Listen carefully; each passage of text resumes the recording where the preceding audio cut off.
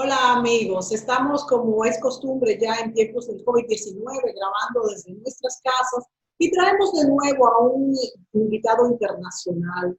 Ya hemos estado antes con Diego Sosa en esta pandemia del COVID y Diego, como sabemos, es un conferencista internacional, es escritor, es dominicano, que es lo que más nos importa, vive en Alemania, en Hamburgo, hace más de 15 años y con él hablábamos en la ocasión anterior sobre bueno, ¿cómo aprender algo positivo de esta crisis del COVID-19 en lo referente a nuestras finanzas personales y, por supuesto, cómo se conectan estas con lo que es y con lo que son las finanzas del país y las finanzas del mundo? Hablamos de cómo el cambio es una constante que debemos integrar en nuestra vida, no solamente por el COVID, sino por la aceleración que tenemos en todo lo que es esta vida, vamos a decir, posmoderna ahora se suele llamar. Diego, bienvenido. Muchas gracias. Gracias por tenerme aquí nuevamente en tu programa que ya me siento parte de él. Qué bueno, qué bueno. Mira, Diego, hablamos de muchas cosas y a mí me pareció muy interesante todos los que fueron tus enfoques. Hablábamos de cómo lo que somos hoy, lo que es usted que nos está viendo en la televisión, es producto de lo que ha hecho, no es al azar. Por eso debemos mantenernos coherentes con lo que hacemos y mucho más en tiempos de crisis. Por eso hemos traído a Diego, que es un experto en finanzas personales y como hemos visto también en las finanzas del país, qué va a pasar, qué debemos hacer, cómo conectar nuestras emociones, nuestros sentimientos con la practicidad de lo que son las finanzas, que tenemos que actuar fríamente. Bueno, todo esto lo hablamos en el programa anterior y hoy vamos a hacer, bueno, yo quiero que tú hagas un recuento, Diego, de todo lo que hablaste y también qué pasa ahora, cuál va a ser el resultado, qué debemos hacer. Ha cambiado un poco la perspectiva desde hace apenas unos 15 días que grabamos este último programa. Sin embargo, los acontecimientos se suceden muy rápido y así como hay cada vez más infectados, también hay cada vez más mellas, si esta fuera un término, o sea, más huellas del COVID en la economía mundial. ¿Qué nos pueden decir como resumen? Bueno, resumiendo, es un poco superfluo porque realmente muchas de las cosas que hablamos en aquel momento eran de las cosas que iban a pasar en los siguientes días y ya vimos que pasaron. Ya el que vio la primera parte del programa sabe que pasaron las que estábamos hablando y creo que no debemos meternos mucho en lo que se habló la semana antes pasada, aunque sí hay una parte importante que es la parte personal de las deudas, donde yo recomendaba salir de las deudas, donde yo recomendaba cómo hacerse cargo de qué deudas y lo voy a dejar para el final, para entonces nosotros ahí en esas recomendaciones finales que voy a dar para cada persona, entonces cada quien pueda tomar sus propias decisiones, porque yo digo que la crisis todavía no ha empezado. La pandemia empezó, la pandemia nos está atacando, no ha terminado, lamentablemente no ha terminado y no sabremos cuándo terminará y no sabemos cómo terminará. Ojalá que termine fácil, pero con lo que se está viendo en Sudamérica ahora, nos está diciendo esto va para largo. A menos que aparezca una vacuna, esto no es cuestión de que vamos a vivir sin él. Posiblemente vamos a tener que convivir con esto y eso lleva a una economía diferente y como viene una economía diferente, también esa economía personal tendrá que ser diferente. Vamos a ver negocios, vamos a ver toda esa parte de cómo nosotros realmente debemos estar manejándonos porque la cosa no ha terminado. Yo digo que la economía, la crisis en la economía recién va a iniciar dentro de un par de semanas. Wow, malas noticias entonces, ¿no? O sea que la crisis en la economía, tú dices que no ha iniciado. Mira, yo creo que malas noticias son cuando le llegan a uno y ya las cosas pasaron. Yo la estoy previendo, por lo cual las noticias las podemos tomar como que son buenas. O sea, alguien me está diciendo, como vengo hace meses diciendo lo que va a pasar, el que tomó en cuenta mis recomendaciones, si se va atrás a programas míos que están grabados, que están en YouTube, se da cuenta de que vengo hace meses diciendo, bueno, por lo menos hay que, voy a decir una, apertrecharse con dólar si usted va a necesitar dólares. Mira lo que ha pasado con el dólar. Y dirán, bueno, pero eso lo podía saber cualquiera. No, porque fíjate cómo los otros economistas dicen que los atrapó de sorpresa todo esto, cuando yo vengo viendo desde el principio que, estoy hablando de febrero, que el turismo en la República Dominicana va a cerrar. Va a cerrar todo lo que es exportación en gran parte, va a cerrar todo lo que es zona franca. Entonces, se sabía que no iba a entrar dólares y que vamos a tener una escasez de dólares, lo que llevaría a que las personas que necesitan dólares para sus negocios, que ahora están abriendo de nuevo, van a tener que buscar dólares, mucho más dólares. Ya vimos una parte de la baja que tuvimos en marzo y abril de la cantidad de dólares que no entraron al país y de la cantidad de dólares que también la gente no está buscando, pero eso no compensa con la cantidad de dólares que la gente está buscando, y una economía que está basada en deuda, en conseguir dinero del exterior para poder hacer crecer el Producto Interno Bruto y con eso decirle a los de fuera, miren, usted me puede prestar porque mi Producto Interno Bruto está creciendo, pero dentro sabemos cómo es que crece el Producto Interno Bruto, que es una falacia simplemente porque le estamos poniendo 2 y 3 veces la misma cantidad a través de mecanismos muy fáciles de detectar que dicen que eso contribuye al Producto Interno Bruto, pero no es tan real cuando eso lo mueve 2 y 3 veces el mismo dinero que llegó prestado de fuera. Imagínate que tú en tu casa compres un vehículo grandioso con un préstamo de casi el 100% del vehículo. Tú no puedes decir que tu patrimonio aumentó, sino realmente tu patrimonio se quedó igual porque tú tienes una deuda, tienes que registrar una deuda de un lado y un bien del otro, con el agravante de que el mes que viene vas a tener que pagar intereses por esa deuda. O sea, tu poder adquisitivo se reduce. Y eso lo vamos a ver en unas gráficas que traje, cómo se va a reducir el poder adquisitivo de la República Dominicana en los próximos meses y peor, en los próximos años. Por eso digo, la crisis económica en la República Dominicana no ha empezado. Muchas personas han tenido una reducción de su ingreso, pero en parte el gobierno, el Estado, ha podido subsanar en parte lo que le falta, pero las compañías comienzan a reabrir ahora y ¿qué va a pasar? Ese es el análisis que tenemos que hacer y es el que yo traigo hoy. ¿Qué va a pasar en estas próximas semanas, en estos próximos meses, con esas compañías que van a abrir y no van a tener una cantidad de ventas como las que tenían antes?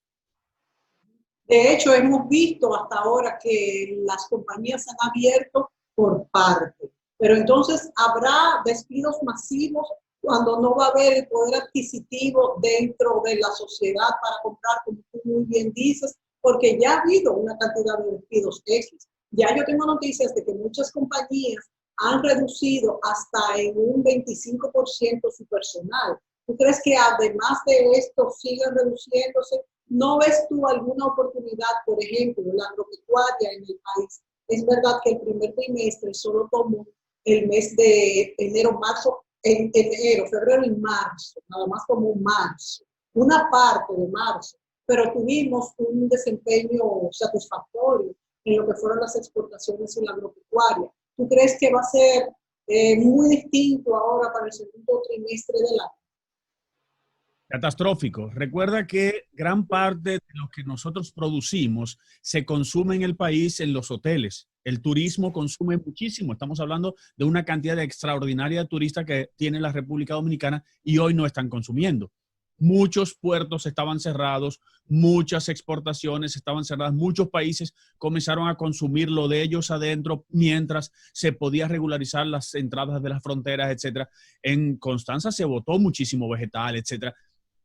Estamos hablando de un buen desempeño en los primeros 3 meses, donde solamente 10 días fue que estuvimos cerrados, 10, 12 días, tomando en cuenta que la gente en su casa se apertrechó, no dejó de comer, sino que compró más de la cuenta, por el miedo a que pasara lo que en estos días está anunciando el ministro de Salud, que posiblemente necesitemos un cierre completo durante una semana completa, que todo el mundo se pueda pertrechar antes. Te puedes imaginar el lío que va a ser. Bueno, no voy a entrar en eso. Eso es cierto, Diego, porque se ha criticado aquí en la República Dominicana al ministro de Salud, que dicho sea de paso, yo creo que ha hecho muy buena labor. Sin embargo, se ha criticado mucho estas palabras de pedir más cuarentena.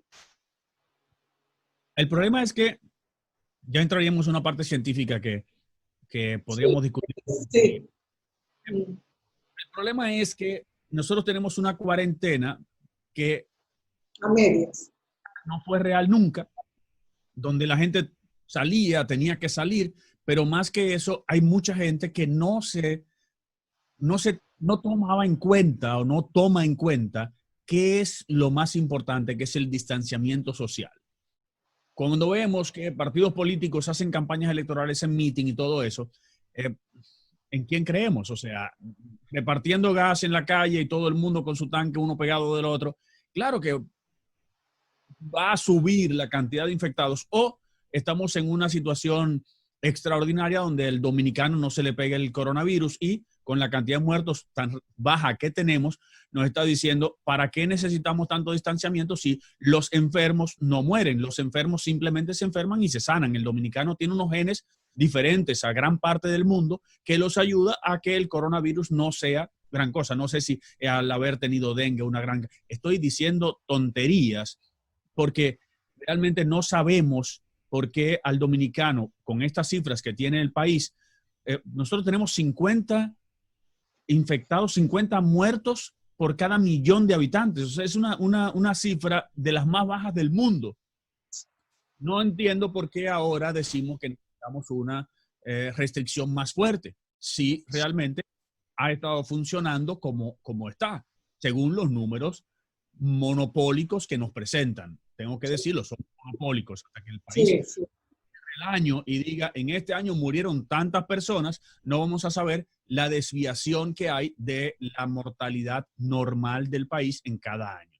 Pero bueno, creo que nos metimos ya en otra parte, pero muy importante, quiero meterme en la economía para que no se nos vaya el tiempo y aprovechar a llegar al final, donde doy las recomendaciones personales para cada uno, porque eso es lo más importante en el día de hoy que quiero dejarles.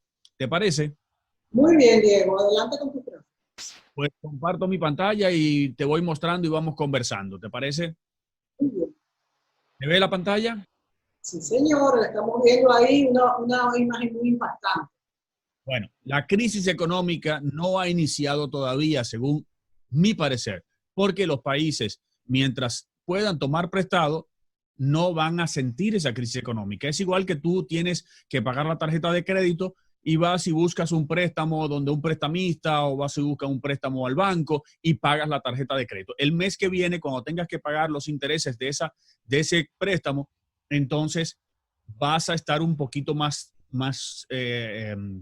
apresada.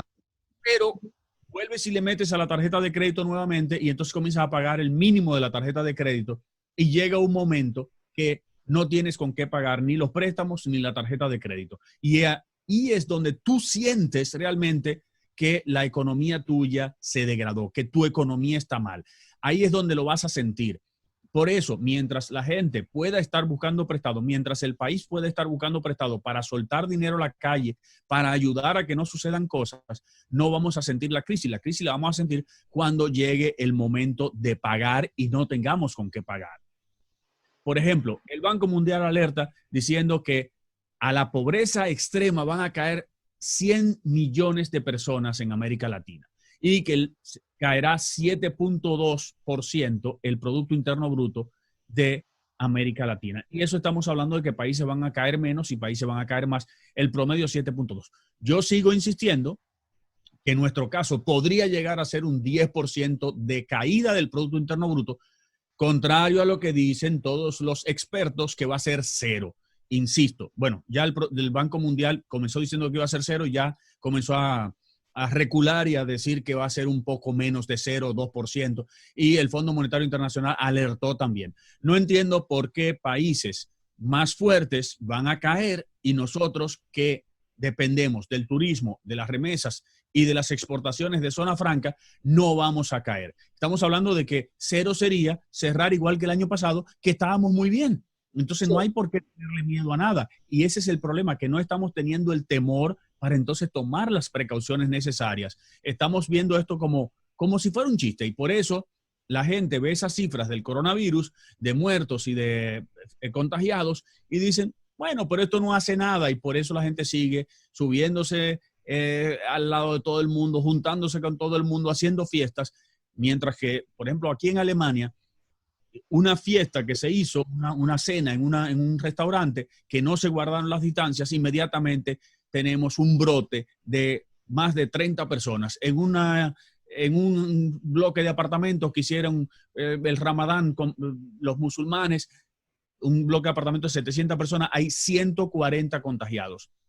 ¿Cómo va a ser que en República Dominicana, con lo que nosotros estamos viendo, no haya casi contagiados? Bueno, eso le dice a la gente, esto no es verdad, esto no hay problemas, así que para la calle vamos a hacer nuestra vida igual, común. Pero ya el Banco Mundial nos dice que va a haber 100 millones de personas en América Latina que van a caer en extrema pobreza. En República Dominicana es fácil caer en extrema pobreza porque a nosotros nos sacan cada mes con una dádiva de la extrema pobreza y entonces dicen, sacaron de la extrema pobreza, sacaron de la pobreza. Eso no es cierto. Sacar de la pobreza es que la persona tenga la oportunidad de trabajando cada mes, ganarse su dinero, no dependa de que el gobierno pueda darle o no pueda darle, porque ese dado del gobierno sale simplemente de los préstamos que estamos tomando y hay que pagarlos en algún momento.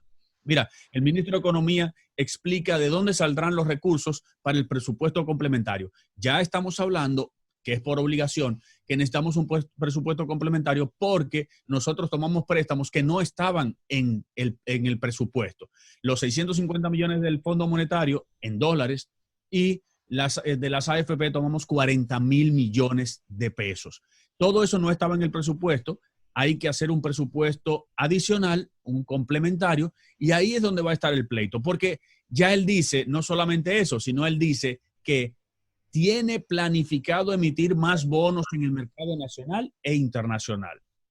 Como nos damos cuenta, ya va a haber que buscar más dinero y más dinero el año que viene para pagar todos esos desastres hechos, no ahora con el coronavirus, sino todos estos años llevando nuestra deuda ya a más del 60% del Producto Interno Bruto. Cuando se reduzca el Producto Interno Bruto, que se va a reducir, entonces estaremos hablando de que sin aumentar la deuda ya sube el porciento al Producto Interno Bruto. Y lo peor, estábamos ya en 23% de los ingresos que recibimos pagados a intereses de deuda.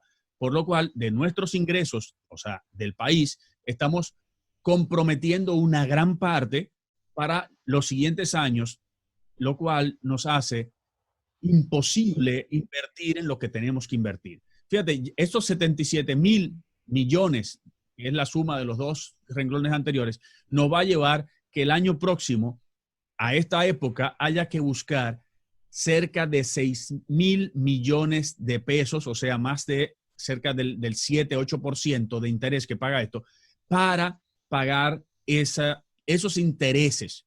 Y eso, solo intereses. Solo intereses más, porque estamos tomando deuda que hay que pagar intereses. Imagínate que tú vayas al banco y le dices, préstame tanto, y claro, el mes que viene vas a tener que pagar unos intereses. ¿Y de dónde va a salir? De tu presupuesto natural. Entonces tú dices, si tú no piensas el año que viene ganar más, el mes que viene ganar más, tienes que decir, tengo que consumir menos, pero la mayoría de la gente no lo hace, no consume menos el próximo año. Y ahí viene el gran problema, que como no consumo menos, entonces voy a tener una reducción en mi poder adquisitivo, no consumo menos, eso me lleva a que gaste más. Y ahí comienza una bola de nieve que solamente se sale si cambio de trabajo y consigo más dinero y me disciplino naturalmente. Quiero que enseñarte esto que es muy importante. Este es el presupuesto del 2020, el presupuesto de ingresos. Nosotros tenemos un presupuestado para ingresos 897 mil millones por ingresos corrientes y tenemos otros 1,000 millones por otros 100 millones por ingresos de capital. Por lo cual, de estos ingresos corrientes, tenemos que ver que de impuestos son 684, de ahí impuestos Fíjate, impuestos sobre el ingreso y calidad y ganancia de capital, 213 millones. Y lo más importante, el ITEVIS, son 387 millones. El resto, tenemos que ver que no se puede aumentar ingresos para el Estado por ahí. Si tú me dices ingresos a la persona física, primero que es irrelevante aumentar un 10% esto para conseguir más, porque no nos lleva a nada. Y la gente sin trabajo y ganando menos no va a pagar más. ¿Me querías decir algo? No, no, esto mismo, que no tiene ningún sentido aumentar esto un 10%. Y también te quería decir, pero acaba del gráfico, después que ha terminado el gráfico, como hay algunos economistas que todavía sostienen que nuestra presión de deuda es baja, pero termina el gráfico. Es interesante. No quiero que se nos vaya ese punto de la presión fiscal para entender bien esto. Fíjate, el ITEVIS es el gran contribuidor a nuestros ingresos del Estado, de donde se pagan las deudas, de donde se pagan los intereses, de donde se paga el 4% de la educación, de donde se paga la salud, punto. ¿Qué pasa si nosotros aumentamos el ITEVIS más? Bueno, tú me dirás, vamos a recolectar más. No, va a comenzar la gente a evadirlo, porque ya no aguantamos más presión fiscal. Que es mucho, el 18 es mucho. El 18 es muchísimo. En Alemania acaban de bajar el ITEVIS, o sea, lo que es aquí el Mehrwertsteuer, lo acabamos de bajar porque es la forma de activar la economía. Fíjate, si nosotros estamos colgados, los ingresos del Estado están colgados en casi 40% al ITEVIS, ¿cómo DH tú vas a sobrevivir? Y teniendo menos gente consumiendo, teniendo una economía medio parada, vas a tener menos ingresos por ITEVIS. Y todo esto es contando con que íbamos a crecer un 5%. Y ya sabemos que no vamos a crecer ese 5%. ¿De dónde va a salir el dinero de pagar? Es una situación muy difícil. Sí. Tú mencionaste la presión fiscal. En nuestro país, los economistas hablan de que la presión fiscal, o algunos economistas hablan de que la presión es baja. Pero por Dios, ¿dónde han estudiado? O sea, me los voy a tirar en contra, pero ¿dónde han estudiado? Para no entender que hay que hacer un análisis fisiológico del impuesto en República Dominicana. Fíjate, el 50% de las personas, de los empleados en la República Dominicana, no paga impuestos directos porque no gana lo suficiente. El 50% gana por debajo de 15,000 pesos. No es que sea malo o sean malos ellos que no están pagando, sino que tenemos un problema de que el ingreso no es suficiente. Cuando me comparan con otros países donde las personas un sueldo mínimo es $500, 500 euros, 1,000 euros, claro que tienen una carga fiscal más fuerte porque la pueden tener porque sus sueldos son altos, pero con sueldos de miseria, de zona franca, no todas, pero una gran parte de zona franca, con el turismo de 10,000 pesos mensuales, ¿de dónde vamos nosotros a subir la carga? La subimos ahí, en el ITEVIS. Entonces, aquel pobre que está trabajando, que ve 10,000 pesos, que de ahí le quitan una parte para una cosa, que de ahí tiene que pagar comida, que de ahí cuando va a comprar al supermercado le quitan el 16% de ITEVIS. Por Dios, no me digan que la carga es baja, díganme que nuestro sistema impositivo está mal hecho. Porque las zonas francas pagan poco impuesto, turismo paga poco impuesto. Cuando ves que el 40% de los ingresos del Estado vienen simplemente por ITEVIS, te das cuenta de que estamos mal, porque es que la otra parte no es que no tenemos que ir a la pausa, pero no quiero dejar este tema, todavía nos falta concluirlo. Y entonces te pregunto, con esto que has dicho, que hay sueldos demasiado bajos y están exentos de este impuesto, y mencionas que en zonas francas, turismo, tienen muchas exenciones. Tú eres entonces, tú favorecerías que estas exenciones se quiten. Nos vamos a la pausa y volvemos a decir.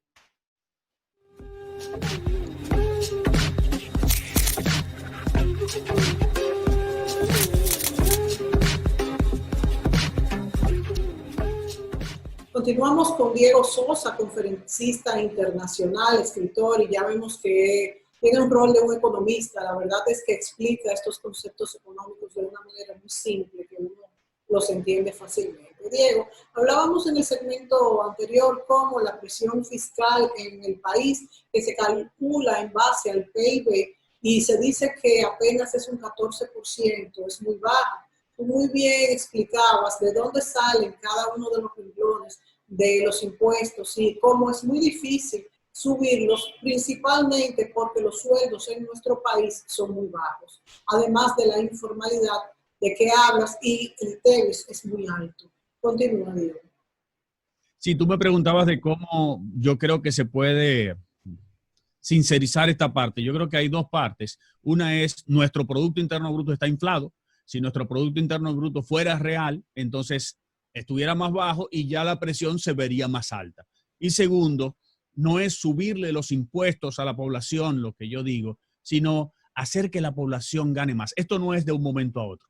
Esto es realmente invirtiendo en calidad de vida, invirtiendo en trabajo sostenible, invirtiendo en inversiones sostenibles y no en dádivas. Cada vez que cogemos dinero prestado, entra como Producto Interno Bruto varias veces al Producto Interno Bruto y eso hace que si las recaudaciones quedan igual y esto sube, entonces esto se ve como proporción más bajito.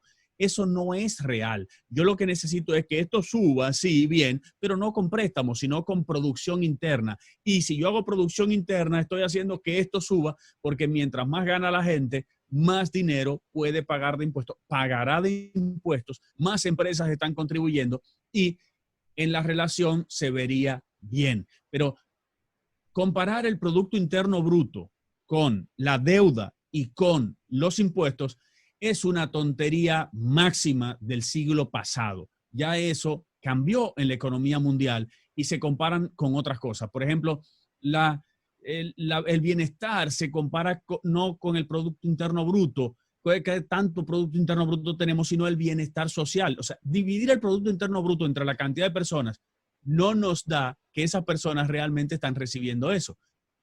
Tenemos un Producto Interno per cápita de tanto. Y si nosotros tenemos, por ejemplo, una compañía como Amazon que vale miles de millones de dólares, cientos de miles de millones de dólares, ¿cómo DH nosotros vamos a repartir eso entre la gente y decir que eso es calidad de vida? No, subir el Producto Interno Bruto tomando prestado no le sube la calidad de vida a las personas. Y se ha visto que se regala ese dinero ahora porque necesitamos darle de comer a la gente que no podía salir a trabajar. Pero ¿cuánto fue por bandereo, por tonterías repartiendo el dinero que tenemos que pagar todos? Y no es que lo vamos a pagar de aquí a 30 años, porque se dice muy bien, ese préstamo es de aquí a 30 años.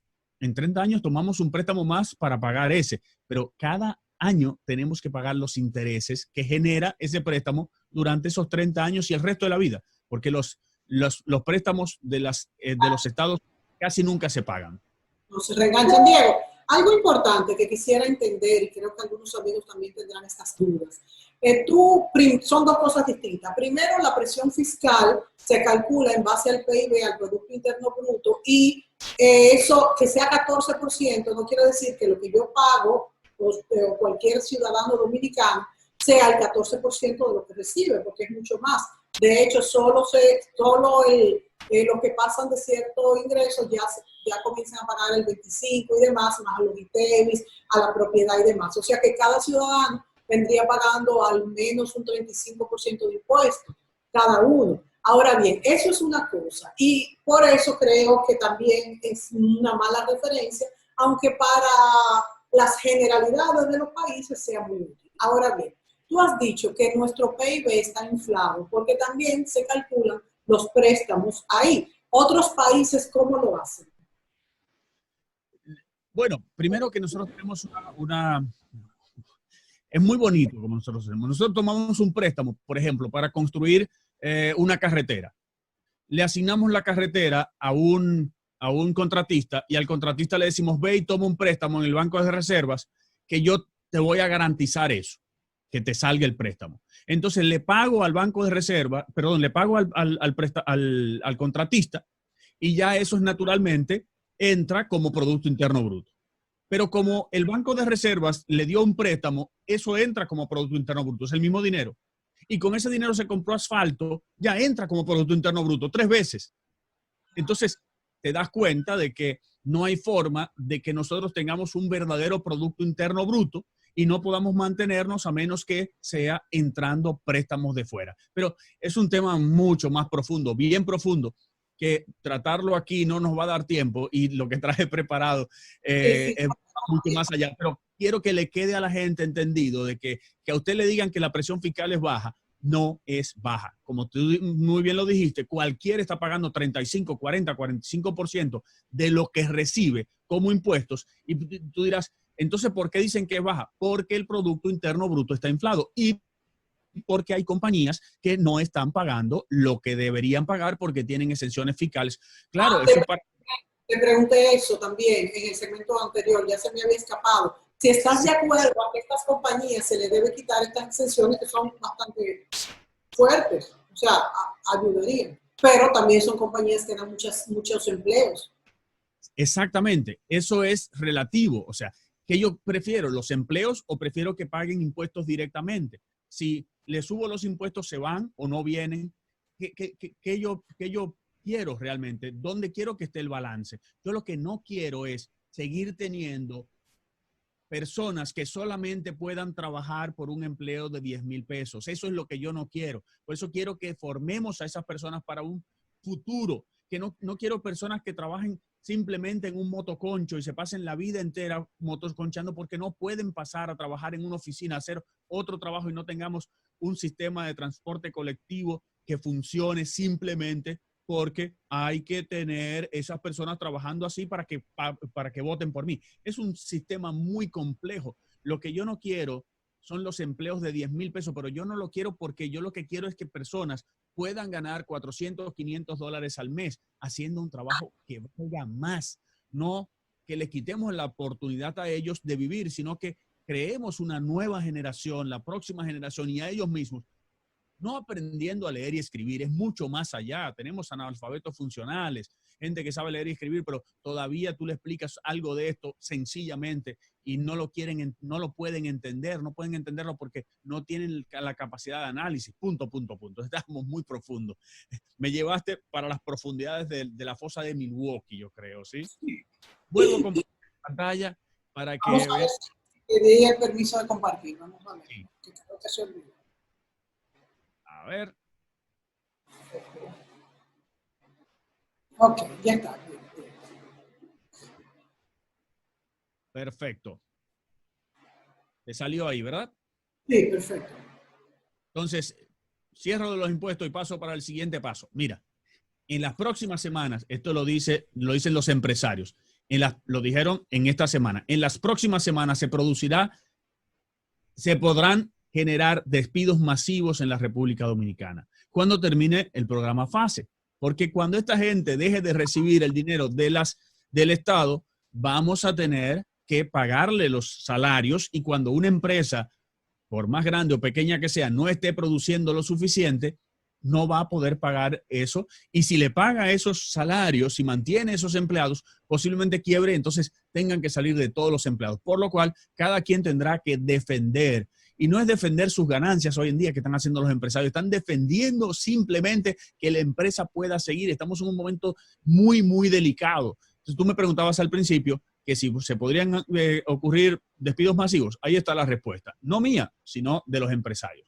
Fíjate, el 23% menos de búsqueda en el mercado cambiario. Yo te hablaba de esto hace un rato, pero lo más interesante aquí es que el Banco Central ya dijo que la actividad económica cayó en 29.8% en abril. Y eso, que de alguna forma mágica recibimos unos ingresos extras de las mineras, porque tuvieron un gran desempeño el año pasado y entonces aportaron una gran cantidad para cuadrar los numeritos. Entonces, si tú te das cuenta, de enero a abril tenemos que la agropecuaria subió, pero exportaciones bajó, exportaciones de minas y canteras bajó la manufactura, bajó la construcción en 24%, simplemente un mes y pico de ese cuatrimestre, un mes y pico que estuvimos cerrados, bajó en 24%, restaurantes 34%, etcétera. 7.5% negativo el primer cuatrimestre. No trimestre, sino cuatrimestre. Enero, abril. Ya sabes para dónde vamos con un mayo cerrado y un junio que comienza a abrir poco a poco. En abril las ventas de dólar caen el 23%, pero aquí quiero que veamos algo muy importante que sale esta noticia, pero aquí abajito, escondido, dice que en el banco, la reserva del Banco Central bajaron 23%, 23.3% desde enero al 1 de junio. ¿Te das cuenta por dónde vamos? Y las reservas del Banco Central, insisto, no es un dinero que está reservado ahí por si acaso, sino que eso representa unos compromisos que el Estado tiene, que el país tiene en los próximos 3 meses. Si tenemos menos dinero de reserva ahí, nos cuesta más tomar préstamo porque afuera dicen, esta gente no tiene suficiente reserva y si algo pasa que no pueden pagar los intereses de los préstamos que vienen, déjame tener cuidado, mejor llevo mi dinero para otro lado. Y con países como Estados Unidos y Europa tomando dinero prestado, pero por un tubo y 7 llaves, la gente prefiere irse a mercados menos rentables, pero más seguros hoy en día. Mira, el turismo alemán. Hoy mismo sale que hasta el 31 de agosto hay restricciones al turismo, que los alemanes tienen en Alemania no se pueden dar, no se puede prohibir viajar, porque está en la Constitución como derecho consolidado de que cada quien tiene derecho al libre tránsito. Por lo cual, lo que existe del Ministerio de Exteriores es una recomendación de no viajar al exterior. Y esto se extendió ahora mismo hasta el 31 de agosto. Solo se podrá viajar a Europa, pero en Europa hay países que todavía no están recibiendo. Claro, hay países que comienzan a rifarse los alemanes que quieran salir. En una encuesta de la semana pasada salió que el 50% de los alemanes no quiere salir del país, no quiere salir de vacaciones, el 35% se quedará dentro de Alemania, un 14% dice que viajaría a Europa y un 1% dice que viajaría fuera de Europa. Pero hay restricciones. Vamos a ir ahí en este momentito y venimos inmediatamente.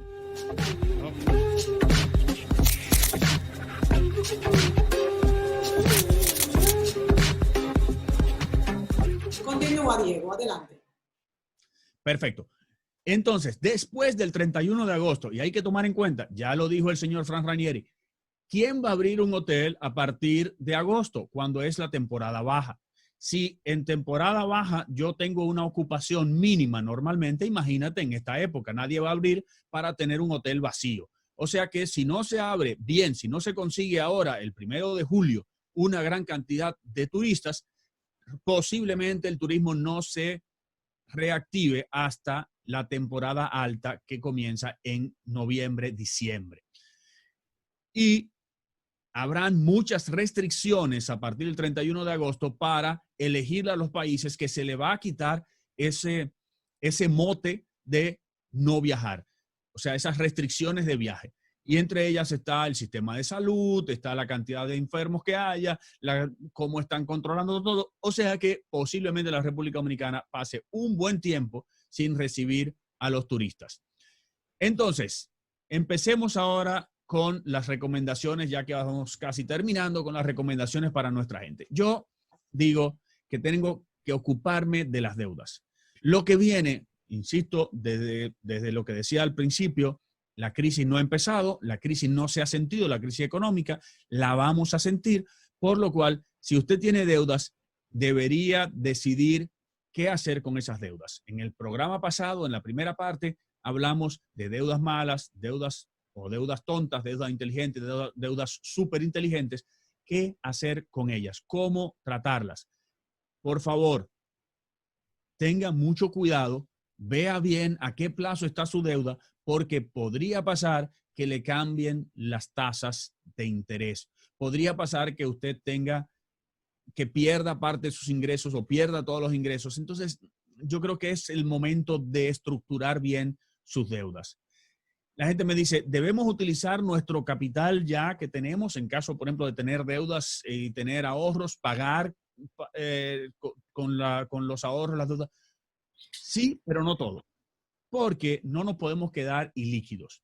La idea es tener una liquidez porque si acaso perdemos el trabajo o tenemos una empresa, bajan los ingresos o estamos en un trabajo y tenemos que cambiar a otro con menos ingresos o nos sube la inflación porque ha subido la tasa del dólar, etcétera, debemos estar con liquidez para subsanar esos problemas que van a venir por la baja de ingresos. Por lo cual, no utilices todo tu capital para simplemente quedarte sin deudas. Puedes aportar una parte a la deuda, reestructurar la deuda para que tu cuota pueda reducirse en caso de tener inconvenientes. Si puedes salir de las deudas, mucho mejor, pero no te quedes ilíquido sin capital. Por otro lado, localizar nuevas fuentes de ingreso desde ahora, porque si no, puede ser que te atrape de repente y sin darte cuenta y no me puedes decir a mí que no te lo dije. Hay gente, como empezamos diciendo, la idea de esto no es que esto es una mala noticia, sino que la noticia está ahí y hay que prepararse para lo peor.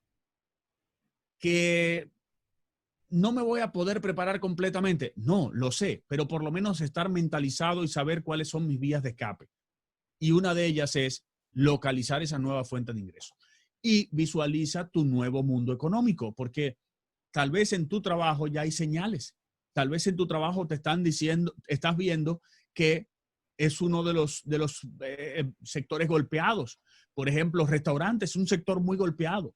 Ya lo decía Taleb, Nassim Taleb en su libro Antifrágil, el sistema de restaurantes siempre existirá, pero muchos restaurantes van a quebrar y siempre quiebran. ¿Es tu restaurante de los que van a sobrevivir a esta pequeña crisis que puede pasar o es de los que se han ajustado y van a sacarle provecho porque están consiguiendo vender a través de internet, vender a través de delivery? ¿Cómo va a ser tu negocio? ¿Estás en un negocio de bancos que va a seguir todo el tiempo? Perfecto. ¿Estás en un negocio? ¿En qué negocio estás? ¿De dónde sacas tu dinero? ¿Cómo van a ser tus clientes? ¿Eres independiente? ¿Tienes clientes que son independientes? ¿Qué va a pasar en tu mundo económico? Y eso es lo que quiero que entendamos. Hay un proverbio chino que a mí me gusta mucho que dice: cuando se anuncian tormentas, algunos construyen refugios, otros construyen molinos de viento. Yo quiero que construyas molinos de vientos, que la gente entienda por adelantado, que no me digan después que se lo hubiesen imaginado, que no, es que hay que estudiar, hay que capacitarse, hay que hacer lo que sea para estar preparado para ese mundo que viene. La crisis no ha empezado, no hay dinero en el mundo, las cosas están difíciles, va a haber mucho desempleo. Señores, si no lo hay, qué bueno, me preparé y aprendí otra cosa y voy a ganar más dinero y mi compañía está mejor. Pero prepárate para eso. El mundo es diferente. Ya este tiempo de andar en pantuflas, en una chancleta samurái ya terminó la cuarentena, vamos para la calle, pero la mentalidad no puede ser ni de chancleta samurái, mucho menos de esta, que es de Gucci y cuesta muchísimo. Diego, eres tremendo, Diego. Eres tremendo. Bueno, mira, vamos a tener que seguir haciendo este tipo de programas, porque yo creo que son muy entendibles, la gente se concientiza. Hay muchas preguntas que te quiero hacer, por ejemplo, en la República Dominicana, que tenemos ahora un nuevo gobierno, tendremos. Bueno, sea que gane un partido u otro, ¿cómo será esto con esta cantidad de préstamos en esta crisis económica? También te quiero preguntar sobre la liberación del encaje legal que ha hecho el Banco Central y ha puesto en las manos de pequeños comerciantes dinero, pero se dice que no le llega, que llega a los grandes. Son muchas las preguntas que tenemos que hacer. Qué bueno que terminamos este programa con esa imagen tan bella de esa palmera y como tú dices, que seamos molinos de viento. Sabemos que no es nada fácil, lo sabemos, pero si nos estructuramos, como tú dices, y hacemos un plan, comienza a ser más fácil. Diego, gracias por estar desde Hamburgo, Alemania. Ya eres uno de nuestros colaboradores fijos. Así que ve preparando tu próxima presentación para tenerla para dentro de 15 días. Gracias, Diego. Amigos, a ustedes, gracias por sintonizarnos y continuamos en contacto. Hasta la próxima.